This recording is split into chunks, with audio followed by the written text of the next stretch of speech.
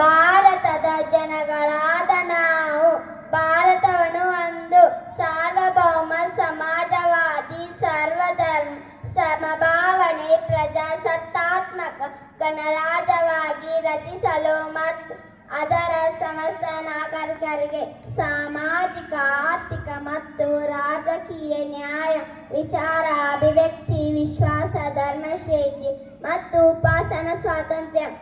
ಸ್ಥಾನಮಾನ ಹಾಗೂ ಅವಕಾಶ ಸಮಾನತೆ ದೊರೆಯುವಂತೆ ಮಾಡಲು ವ್ಯಕ್ತಿ ಗೌರವ ರಾಷ್ಟ್ರದ ಏಕತೆ ಹಾಗೂ ಅಖಂಡತೆಯನ್ನು ಸುನಿಶ್ಚಿತಗೊಳಿಸಿ ಅವರಲ್ಲಿ ರಾಷ್ಟ್ರೋಭಾವನೆಯನ್ನು ವೃದ್ಧಿಗೊಳಿಸಿ ಶ್ರದ್ಧಾಪೂರ್ವಕ ಸಂಕಲ್ಪ ಮಾಡಿದವರಾಗಿ ನಮ್ಮ ಸಂವಿಧಾನ ಸಭೆಯಲ್ಲಿ 1949 ಇಸ್ವಿಯಾದ ನವೆಂಬರ್ ತಿಂಗಳ 26ನೇ ತಾರೀಕು